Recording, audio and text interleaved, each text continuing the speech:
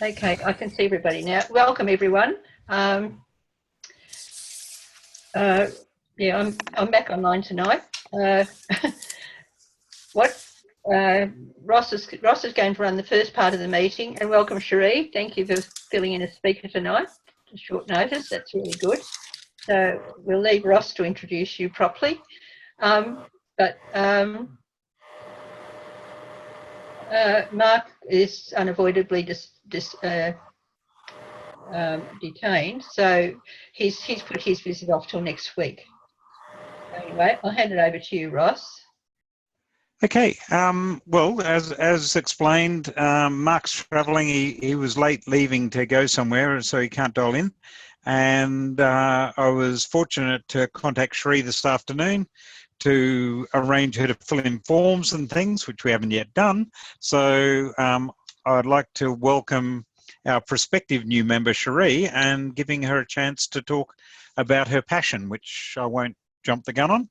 And I know Sharee because she worked for me for a number of years at Hewlett-Packard, and she decided to move out of the business analysis space, and she is now CEO of Microboards Australia, and she'll explain what that is. Over to you, Sharee. Okay, now I've not used this technology before, so bear with me. So I've got a bit of a PowerPoint, so I imagine I just click on share screen. Is that right? Yes.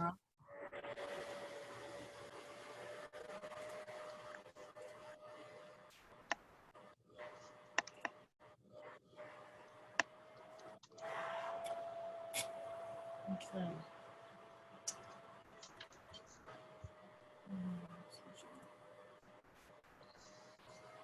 Okay, so can everyone see that? Yep. Looking good. Awesome. So, as Ross said, I'm now the director of an organisation called Microboards Australia, and what we do is we work with families and people we work with people that have very complex disability and their social networks, and we help them to gather their social networks, like their family and friends, next door neighbours, that sort of thing. We help them to gather those people together and form an incorporated association, and that's where the micro board comes from, so the small board. So they form that incorporated association around that person, and then we help them to go through that incorporation process, and then we help them to work as a group to build a good life for that person that has a disability. So just like any association, we have, we have a constitution, and there are legal responsibilities that the members have in these little microboards. And it's usually comprised, as I said, of people who know the family member, and could be friends, next door neighbours, old work colleagues, that sort of stuff, of the person that has a disability. And my son Isaac has a microboard, and his microboard is called Isaac's Band of Brothers and Sisters Incorporated. So members of Microboard volunteer to do various things. Some of the members are actually spending a lot of one-on-one time with Isaac. There's some microboard members tonight that have taken him to Enlighten. So they've learnt over time how to support him, and I don't need to pay a support worker to go with him. So he just goes out with a bunch of friends. Some of the members do other kinds of things, like helping me plan and going out into the community and finding opportunities for him. We have roles like any other incorporated association. So we've got a president, a secretary, a treasurer, public officer. At the moment, I'm treasurer, so my goal is to not even be involved in it, so that I know they're kind of my hit by a bus committee, I call them. So that if I get hit by a bus, then I know that there's this legal organisation around Isaac that's got his back and helping him to have a good life and making sure that that doesn't fall apart. Some of the members will have specific portfolios, if you like. So some of them look after his skill development, others look after medical issues, others look after moving out of home, others look out for making sure he has choice and control in his life. Someone else makes sure that he's staying fit and healthy. So they do things like go out and research things, opportunities out, what's out there, based around Isaac's needs. So they're very much thinking about Isaac first and what he needs and crafting opportunities around him. So why would a family want to have a microboard? Well, firstly, it's really hard building a good life for a person with a severe and complex disability all on your own, because a lot of stuff that you try doesn't work because of the complexity of their disability. So my son Isaac is not able to speak, and he has a lot of trouble concentrating for any length of time, has a lot of sensory needs, so he is always fiddling with things, looking at lights, that sort of stuff. So it's quite difficult, and our kids that have got complex disability are often put into the "you're too hard" basket by service providers that are out there. So the solutions they come up with often don't work. So you need a lot of people to do a concentrated effort to really nut out the problem and find a solution that meets their needs. Families often don't have a life. So before Isaac had a microboard, I didn't have enough funding to pay a support worker to come and stay with Isaac for, a week, maybe, a night, but not a week. So my husband and I could never go away for a holiday or anything like that. And but now we have the microboard in place, and they work together with paid supports so that we can have some time away. We've built it up to being able to go away for a whole entire weekend now, and not just a night. Another reason that a family might want to have a microboard is that you can tap into the skills and creativity of others. So, all you've got to do is get a bunch of people in a room and brainstorm ideas, and they come up with things that you would never, ever have thought of on your own. And as I mentioned, service providers often are constrained by their policies and procedures and their need to stay financially operating, and often the service that they offer you just does not meet your needs. So, for example, Isaac used to be sent support workers by some service providers that were 52-year-old women, and Isaac's 19 and a young man, and so it just looked weird being out and about with an old lady. And another reason why you might want to have a microboard is that, especially with the NDIS funding that's happening nowadays, is that you've got a group of people that can assist you to self-manage your funding, and it's a way of making sure that everything's above board, transparent and accountable, because you've got to report to the Office of Regulatory Services on how money is spent, and as well to the NDIS. So you've not got, that reduces the likelihood of someone using Isaac's NDIS funding to go on a holiday to Brazil or whatever. So there's that aspect of it as well. So there's been, microboards have been around for a very long time. They started over in Canada, and they're now in the UK and the US. Prolific over there. So there's over 1,000 underneath this organisation called Vela. So they're the umbrella organisation that supports all of these microboards. And they've done a fair bit of research into whether or not it's an effective model.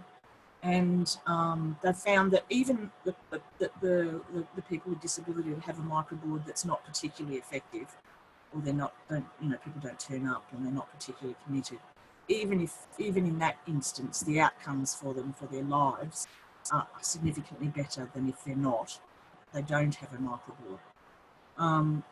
It's also, the research has also found that you get more creativity around the use of funding. So much more creative ideas about how to build a good life and how the funding's used. And also they're quite sustainable. So as I said, they've been going for over 30 years over there, and there's some of them that are still going, even though that the parents have died, and they're still going well. So it has been a well-researched model, and it seems to work. So this is an example of the kind of work that Isaac's Microboard has done. We got together and we thought, well, having a good life means having a job. That's one of the aspects that makes a good life, being able to contribute to the community, not be a taker and a consumer, but a giver. That's really important that Isaac's seen that way. And it sucks being unemployed, let me tell you. And it sucks for a person with a disability to be unemployed. So we as a group got together and brainstormed, well, what kind of work would he want to do? And we wanted to make sure that he enjoys it and he's good at it, and that he can learn and grow through it, that he's out and about and seen in the community. And so if he's not there, people will miss him and say, oh, where's Isaac? So we looked at a whole lot of different ideas. One of them was getting a golf cart and driving University of Canberra students up and down the big long hill at the University of Canberra. But it's turned out that Isaac hated golf carts, so that was struck off the list. So we looked at a whole lot of things, and we thought about, well, what does he really like to do? And he loves to drive in the car, and he's really good at short, sharp, routine-like tasks. And he's really loves the music on in the car. He's really good at carrying things. He's really good at greeting people using his alternative communication device on his iPad. And so we came up with the idea of being a delivery guy. And we didn't quite know what he would deliver. So we tried a number of things, and we started this when he was 14 and he's now 19, nearly 20. So we've been going a long time at this. And we practiced doing letterbox deliveries, but we found that his motor skills weren't quite good enough to get the pamphlets into the mailbox. And we tried delivering flowers, but if they're too big, then he struggles to carry them. So we tried looking at magazines, and that seems to work. Paper-sized things seem to work quite well. And one of the microboard members noticed that while they were at the doctor's surgery, that the magazines there were really crappy. They were 10 years old, all ripped to pieces. And so another one of the microboards members said, oh, well, I know this guy that at the workplace next door to where I work, he owns a news agency. I'll go in and speak to him. So he did that, went and spoke to him, and he said that he would quite happily keep aside some of the magazines that he hasn't sold, that he doesn't have to return. And so that's been going for a couple of years now, and Isaac's been delivering magazines around some doctor's surgeries. What we've been doing recently is we've started to promote and market Isaac Delivers the business is called. So we've actually set up this business, and he's now got 2 paying clients, which is awesome. But we're not making enough money to pay him a wage yet, but that's our goal, is definitely to pay him a wage. So you can see that on the bottom area where the actions are, that's where the microboard came into making all of this happen. We've still got a little way to go in terms of we need to get him a car for his business because it's too expensive to pay 73 cents in the dollar for petrol or whatever it is. And we need to do a serious marketing campaign to get more clients at them. So we've just been sort of setting it up, spending time documenting all of our processes, how to onboard a client, and all of that sort of stuff. And we feel ready to go now. So that's the next step for the microboard. So some of the things that are really important that drive what we do is that we don't do stuff for people with special needs. So we don't put Isaac into groups that are only for special needs kids, and that there's nothing wrong with that. That's great. Lots of kids enjoy that, but we feel that Isaac deserves better, because putting him in a group of people that all have disabilities often will mean that he's in a group of other people who are also very socially isolated, and so less opportunities for Isaac will arise from being in such a group. So none of those other kids would be able to drive, for example, and come and pick him up and take him out somewhere and make sure he's okay. So what we try to do is work with just ordinary groups and work as a microboard to go, what would it take to make it happen for Isaac to be able to be involved in an activity? And it's not easy sometimes, and sometimes it doesn't work. That's one of the things that's important to us. So we're wanting a really ordinary, inclusive life, and where he's not kept separate and segregated from just ordinary people. So that again, with his job, there were things like he could have worked in the laundry with other people that had a disability, but again, that would have been less opportunity for him to meet other people and be seen out and about by the community and being missed, which is really important. So one of the things that was really important is that Isaac is able to communicate, and that we believe in that he is capable. So whenever we think of an idea, we don't just go, oh, well, but he can't talk, so how can you do that? We always think, well, what can we do around it? So high expectations of him. We don't limit the possibilities. We just brainstorm and think about, well, how can we make that happen? What adaptations do we need to make? So this is a bit of a mud map of how it all fits together. So you've got Isaac up here and his family, and they set the vision for the microboard, and everything, any decisions that are made by the microboard must be run by Isaac and us.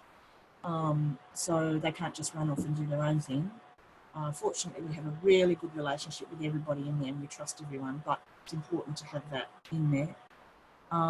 And the band has set themselves up as a employer. So we've set up our own recruitment process. So we do things, so the microboard helps me to write job adverts, they help me to review the job responses, they help me to run group interviews and individual interviews to select the right employer.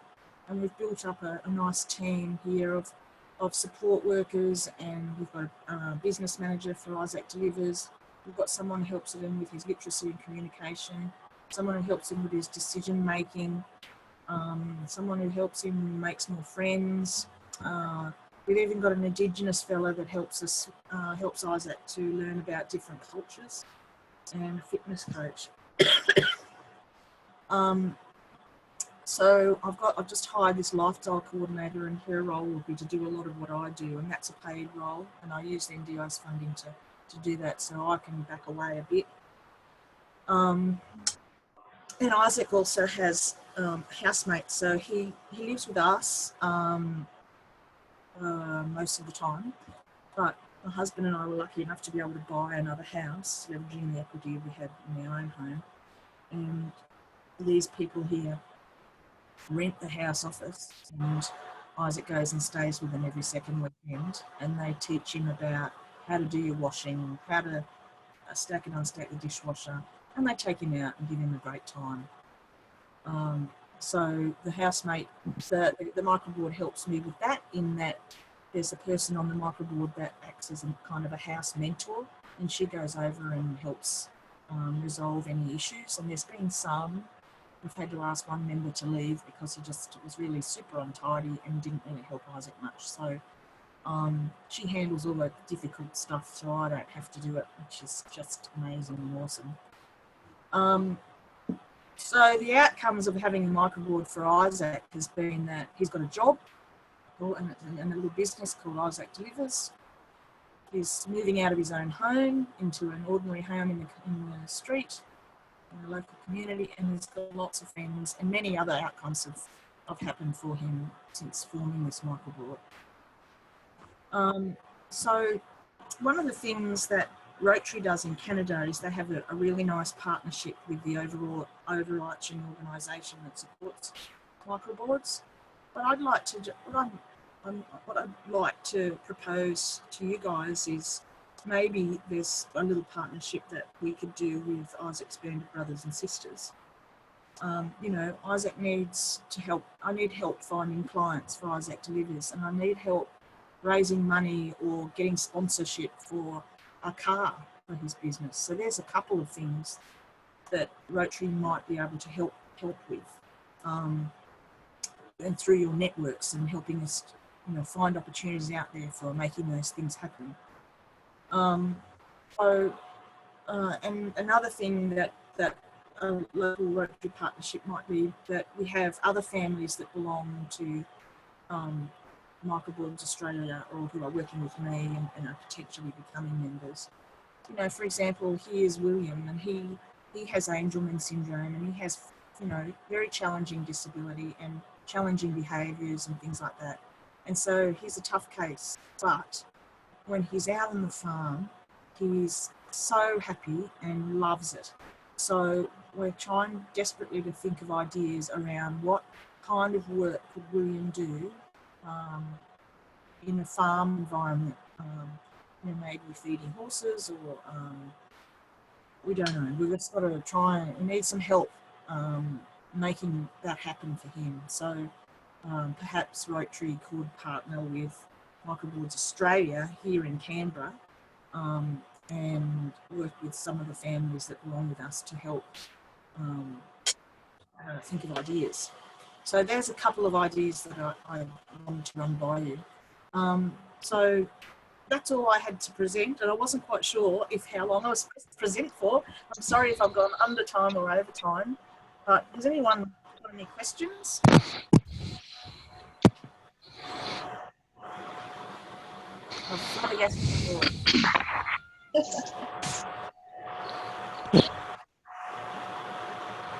Sharee, it's Beth. Yeah. One of the can anyone with a disability set up a microboard? Yes, they can. They can. Do they have to be in receipt of NDIS? No. Right. No. And our role as Microboards Australia is to support them through that. We do mentoring programs and provide guidance and advice on certain issues, like how, you know, what are the incorporation laws? We have a lawyer on our team. What are the incorporation laws in each state and how that reflects in your constitution? But that sort of technical stuff is really a little small part of the wider thing, as you can see. You know, Yes. it's so much more than just being an incorporated association. Thank you. And is there an age limit? No. I imagine not, but no. Okay. No, we tend to work with the age group we tend to work with are so 18 to 30-year-olds, but mainly because they're the ones that are in real transition, where they've finished school and what do I do now? And I can't find it. Oh, I don't want to live with mum and dad anymore. I want to work, you know, and that sort of stuff. So people who are in real phases of transition. You know, and some of the families have young children, so, you know, they're in primary school, but they're looking at, well, I've been in special ed all this time, now I want to get out into ordinary mainstream, but I need support in that transition. So we can help them set up a microboard that can work on that. So, but the people that we tend to attract are, we don't have any limits or any boundaries, but the people we tend to attract are that age group sort of 18 to 40 that are keen to move out of home or get a job. Right. Thank you. Sharee, do you have a name for the the recipient of the microboard, or I don't know what the term you use to refer to the people with complex issues. There's got to be a nice. Person, I think that's what we call them, Okay. the focus. Yeah. Okay. Sorry, I missed that. Ross was just saying, what do you call the person who's at the centre of the microboard? So we call them the focus person of the microboard. So the microboard just focuses on them and makes things happen for them. Great, thank you. Sharee, it's Norm. How often do your boards meet? Okay, my Isaac's Band of Brothers and Sisters meets every 6 weeks, and we played around with that. We were meeting less frequently, and that was ineffective, and more frequently, and we're finding that people are too busy and they can't come. So every 6 weeks seems to be the best time to meet. But we do a load of stuff by email, and we have an online collaboration tool called Podio, which we store all of our information and collaborate on tasks and things. So we do a lot of stuff in between meetings. Sharee, how many microboards are there in Australia? There's about 10, and there's about 15 cooking. They haven't been incorporated yet, but they're cooking. And they're mostly in Western Australia.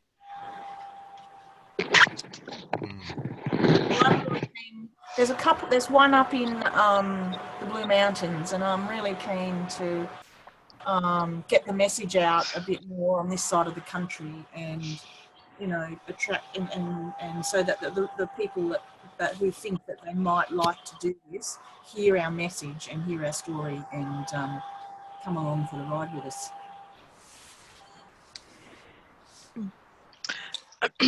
And is the website, is it microboardsaustralia.com.au? What is it? It's microboard, singular. Border, yes. .au. Thank you. And Isaac's Band of Brothers also has a website, and it's www.theband.org.au. So over in Canada, Rotary does a lot of stuff. So Inclusion Alberta, if you Google them and look at their Rotary partnership, it's pretty amazing. It's probably something for the national level of Rotary rather than us guys, but yeah, what they do over there is incredible. Finding jobs and all of that. Sharee, this is Ross. Who actually runs it? Is there a leader? It didn't seem to have a leader's position on the chart there. Who actually runs it? Well, there's a president, and she is Savannah, and she's Isaac's brother's girlfriend, and I'm the treasurer. Yes, I saw that. Yes. So, yeah, I'm kind of training I was the president and I was the leader, and I've kind of set stuff up to guide people on this is how it would look like, and I'm just gradually going to step back, and so that, maybe next year I'll just become an ordinary member, and then maybe the year after that I will just be a guest at the meeting. Thank you. But all the decisions they make have to be run by us, by Isaac and us. So we're trying to run stuff by Isaac. Sometimes he won't sit in the meeting with us. He's learning. He's starting to. He's starting to sit at the table with us, and we talk to him about what we're talking about, and then afterwards, for the next few weeks, kind of talk to him about what we talked about to help him try to understand. We're not sure if he does or not, but we've got to try.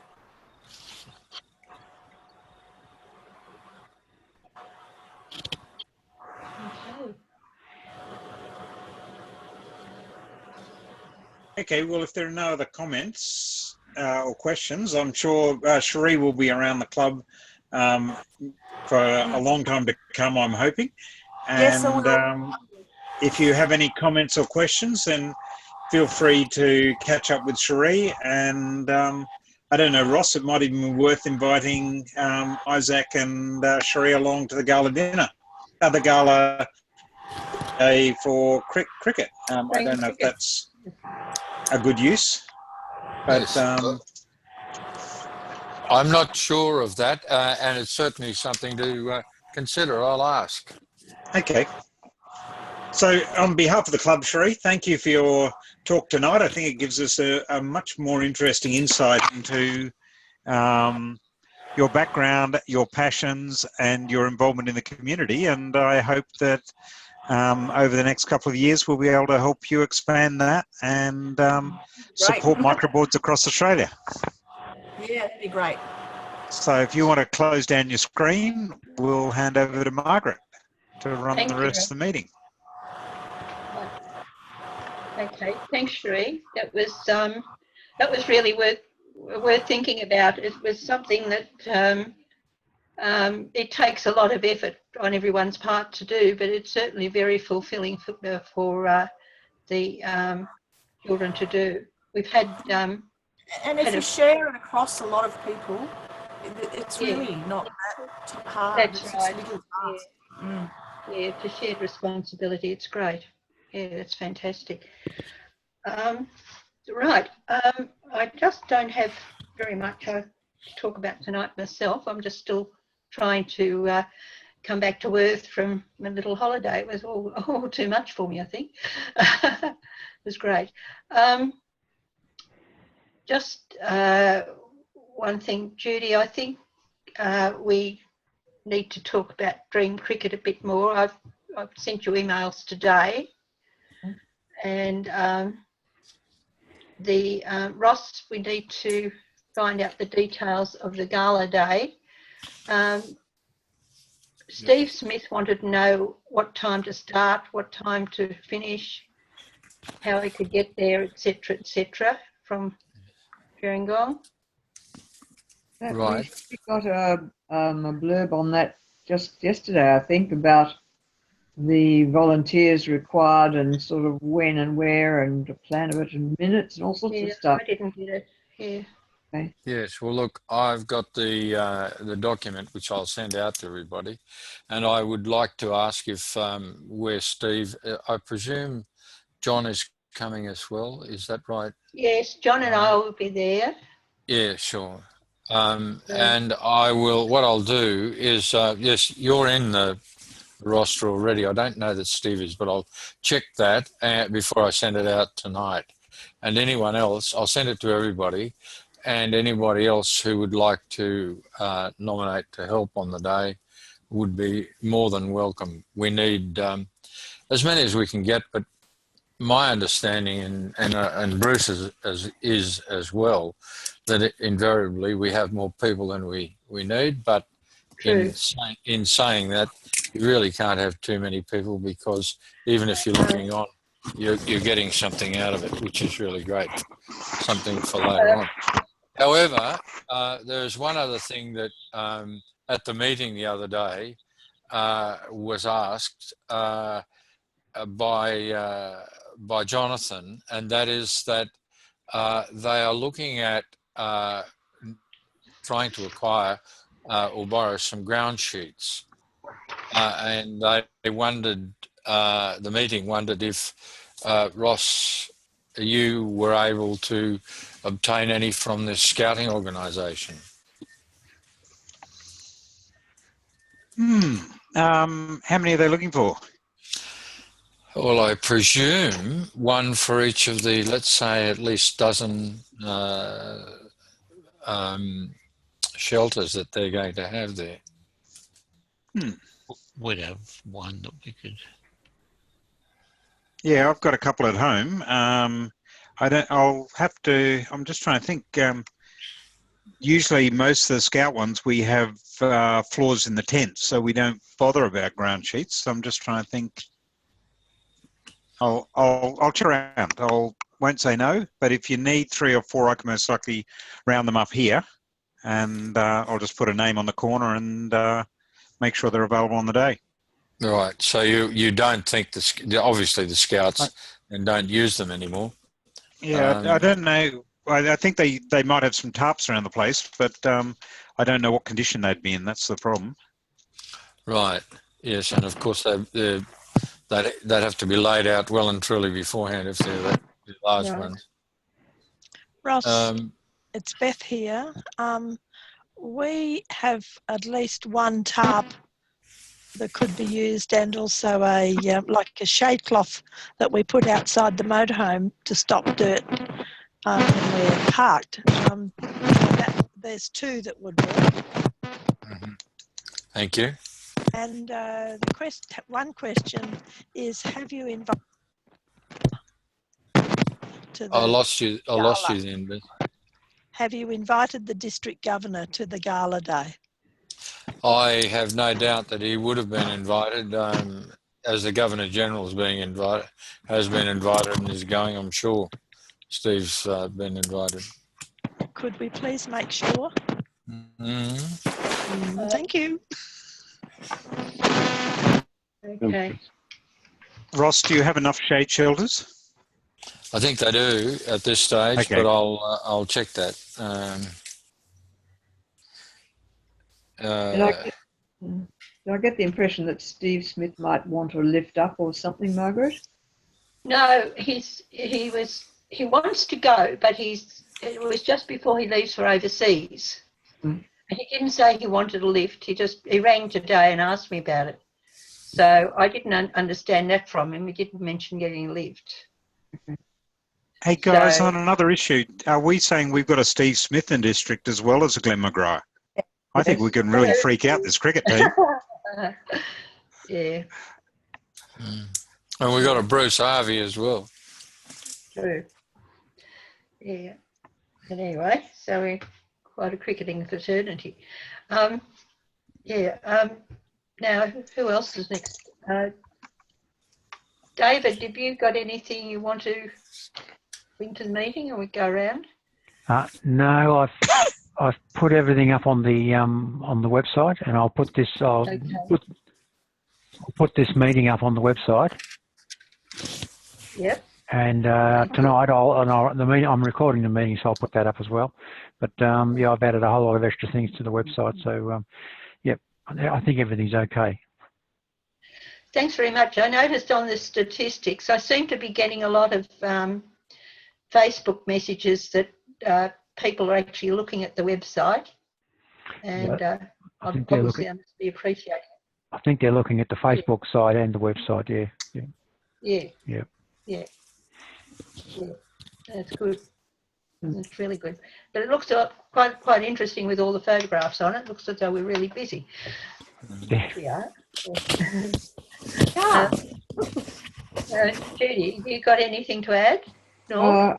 I don't know if everyone knows that we had to cancel the Dream Cricket Day that was supposed to be yesterday because the whole of Narrow is just so soggy it was not practical, and fortunately I guess it rained for the 2 days up till Wednesday, so we cancelled it and postponed it, and I'm just trying to get the last school to say yes. 24th of May I think is a workable date, and see if we can regroup at that stage.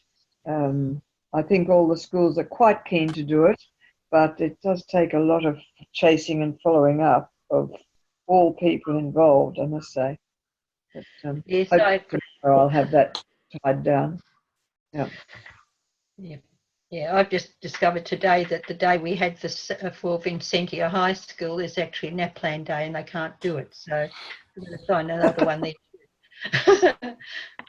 Murphy's Law, isn't it?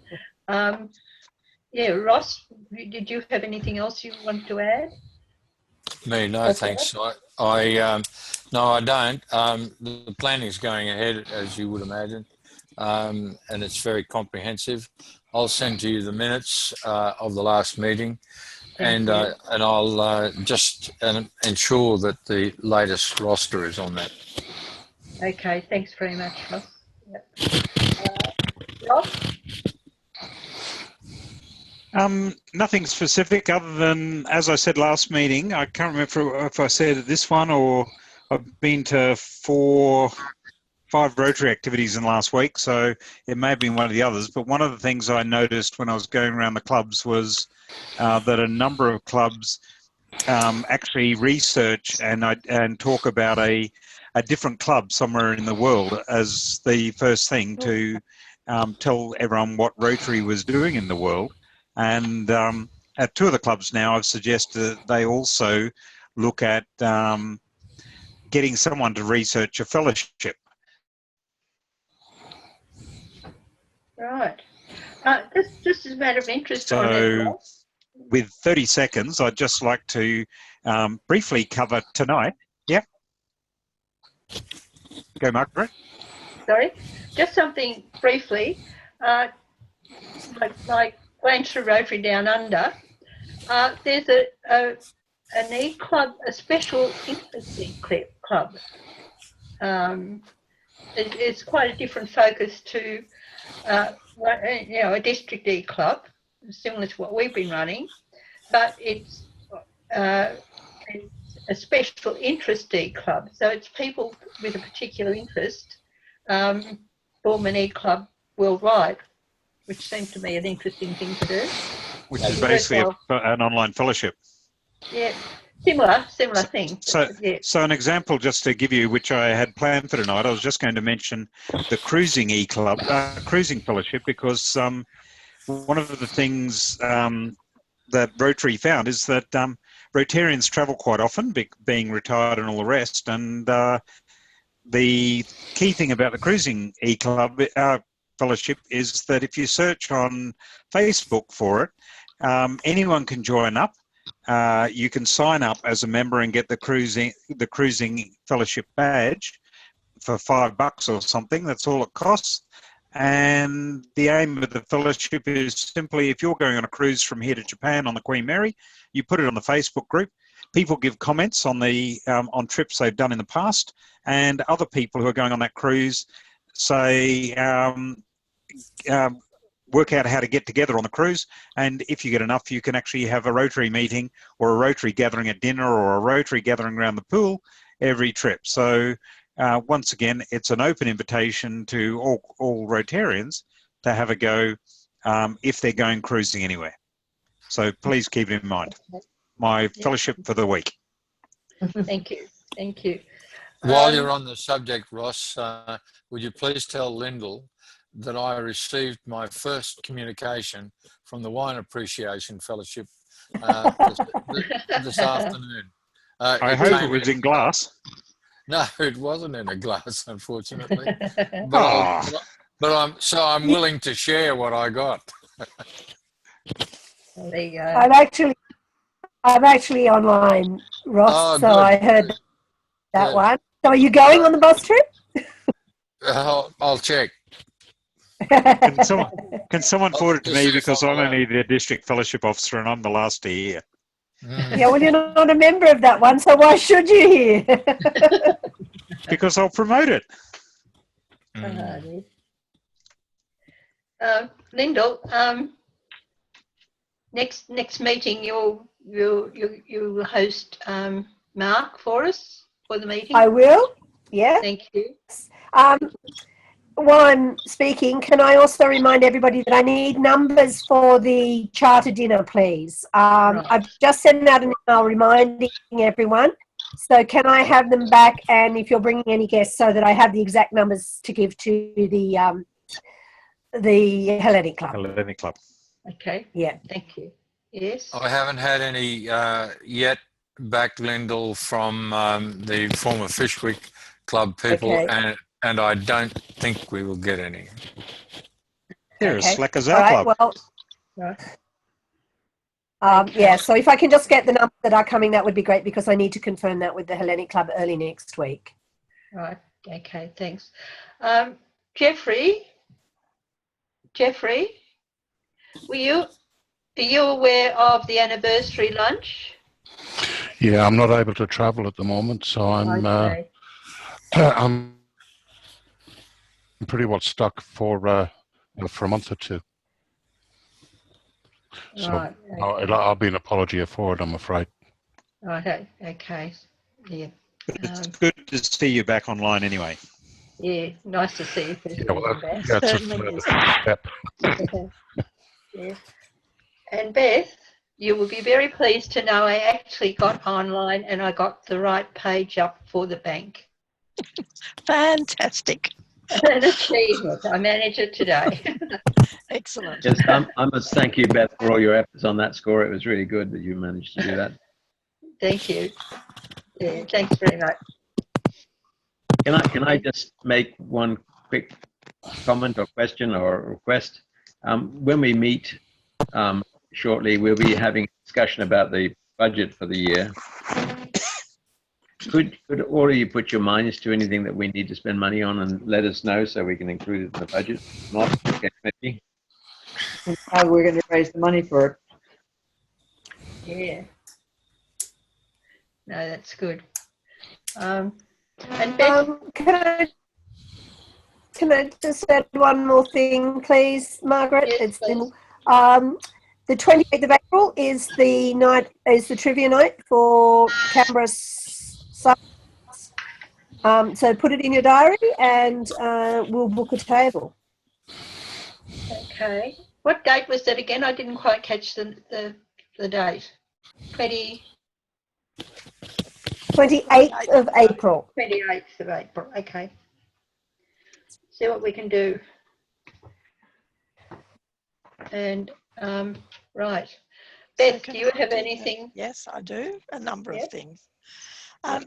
So, first of all, Lyndall and I today went out and had a look at the kitchen at Mount Stromlo at the common room. As most of you will know, the club is catering for a barbecue for the National Youth Science Forum gathering of district chairs from around Australia on Saturday the 18th of March, so the night of our birthday party. And we're doing a barbecue, 2 courses and whatever. And Lyndall and I went out and checked out the kitchen. It's a basic kitchen, but it will certainly make it organising the salads and so on a little more comfortable and easy. They have a good size 4-burner barbecue. It's a solid plate right across, so it's actually got more room than the 4-burner barbecue that the Woolies have got. So I will be looking for assistance for barbecuing. The meal has to be served between 7 and 8 p.m. So it's not a leisurely lay back, please yourself how long you sit and chat. They have other activities both before and after the barbecue. So Lynn, we'll sort of be looking at barbecuing around from 6:30 so that we're ready at 7. Judy has very kindly offered to bring some slice, and it would be good if we had 1 or 2 others who might be able to do slices as a dessert type. It doesn't have to be a dessert slice, just a slice that they can load on their plates. And of course, because we've got the birthday in the morning, even if you can't make or can't do anything at the barbecue, you could. My boot is quite big, and I could take the slices after the birthday party. So that's the barbecue. So, with my hat on as the foundation chair, I'd just like to remind you of the foundation seminar that will be held in Canberra at the Raiders Club at Kipax on Saturday the 25th of March, and it's like an overall information session about the foundation and what the foundation does. And the roles of the foundation within our clubs, but it's also an important thing for our club. If we wanted to apply for a district grant, we need to be qualified, and attending the foundation seminar is the qualification. So I'd encourage anyone who would like to attend. Doesn't matter how many people, but I think you do need to book in. And I'm looking at Rob, and I have no idea what I have to do to book in. Come on.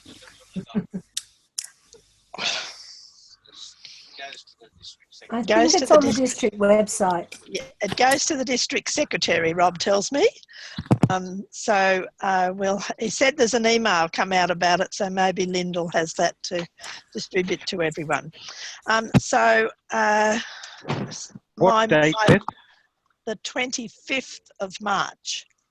5th. Okay, right. Thanks. Saturday, the 25th. Yeah. So now my message about the foundation. And it's pretty much the message from Kalyan Banerjee, who is the foundation trustee chair for this year. When you give to the Rotary Foundation, you can be completely confident that your fellow Rotarians put those donations to work on life-changing projects in our 6 areas of focus. In March, as we observe Water and Sanitation Month, let's take a closer look at how Rotarian-led projects are providing millions of people with access to clean water and adequate sanitary facilities. 663 million people around the world do not have access to clean water, and 1/3 of the world's population live without access to a toilet. Our efforts in providing clean water have far-reaching effects. An estimated 10,000 clubs participate in water and sanitation-related projects with strong support from our foundation. In 2015-16 alone, the Rotary Foundation provided $19 million for global grants in this area of focus. In 2015-16, our foundation provided $76 million for all global grants, which also fight disease, save mothers and children, promote peace, support education, and provide economic opportunities to many people worldwide. Your gifts are what make this good work possible. I encourage all Rotarians to consider making a special centennial contribution to ensure that we continue our urgent and transformational work throughout the world. And could I just remind club members that I encourage you as the foundation chair, I encourage you to make a contribution to the foundation through our club account, and with just an email notification to me so that I can prepare the paperwork to go to Parramatta. And I've sent off the donation amount to Norm, our treasurer, for our club donation to the foundation for this year. Thank you.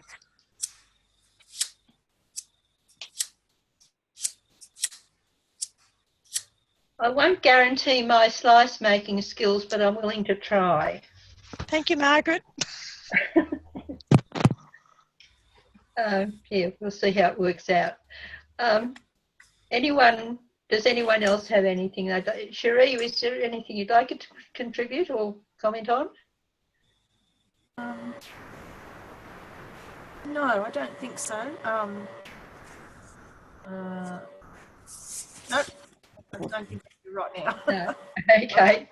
You're welcome if you wish to. It's all right. Hope to see you next time. Yeah. Margaret, one other one. Yeah. Sorry. I was at the Tuggeranong Community Council on Tuesday night, and they were talking about starting a markets in Tuggeranong. And I was thinking that I don't think we could be anyway, running it, but I'm going to approach the Tuggeranong Rotary Club and see if they want to copy Belconnen markets and see if they can set one up in Tuggeranong, and we'll take some of the credit. So we'll see if just tying things together, we can help get something going in Tuggeranong. Oh, that'd be good. Yeah, that's a good idea, Ross. Yeah. We might be able to support Tuggeranong with their with being able to run it, you know, on a 3-month basis or something like that. We can definitely partner. They turn into fundraising exercises. If you're on the roster for the hall one or whatever, do they turn into fundraisers or? The hall is not, hall markets aren't fundraisers at this stage. Certainly my time there, 22 years or whatever, we haven't got a cent from it. Right. The money goes to, they get a certain amount from the government and a certain amount from their fundraising activities, and that's one of them. And it all goes into the coffers to pay for the staff and the clients. That's the hall markets, whereas the hall farmers market, Judy, I think that's what Rotarians from a couple of clubs work at the hall market, at the farmers market, and they are paid on a time basis for the work that they do. True. The same as our club does at the Belconnen markets.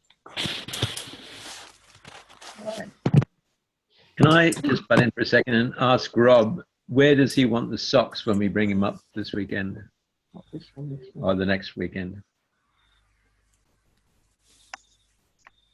Norm, give them to me.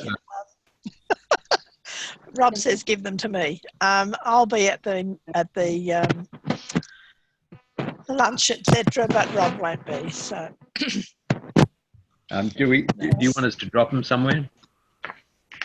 That's probably a good idea. That's probably a good idea. Could you bring them to McGregor? Whereabouts do you? Yes. Retangler we go through. Oh, right. Well, that's not that far away. Yeah. Well, if you could drop them off at our place whenever, that would be fantastic. I think that's most sensible because they're filling up our entire car. You'll be hard to fit them in your boot. Yes, and I have to fit these slices in, so I don't need socks, do I? Okay. The other thing I wanted to mention is that the BowelScan program that we run down here starts in about 2 weeks' time. So we'll be involved in that for a little bit. The weekend after we've been up with you guys. Yeah, it runs for the whole of April and May. Yep. How did you go with getting the receipts for Jeff, Norm?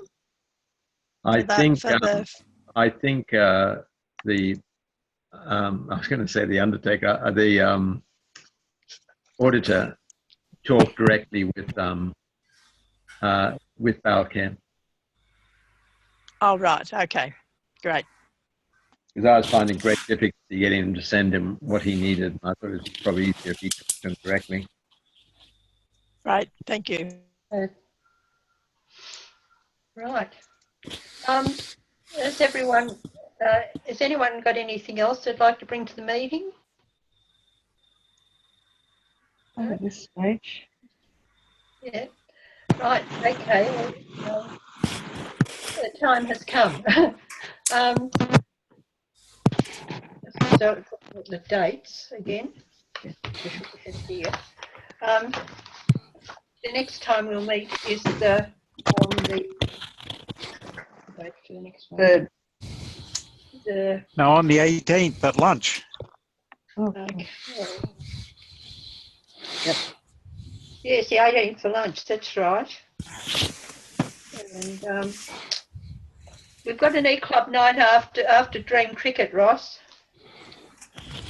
The gala day. Yes, we could have, couldn't we?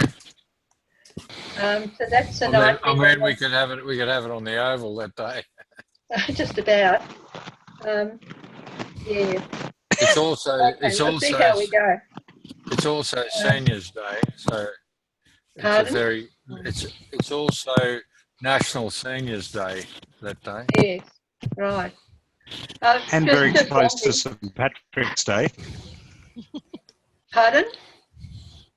And very close to St. Patrick's Day, which is more important. True, Yeah, true. indeed, yes. Yeah.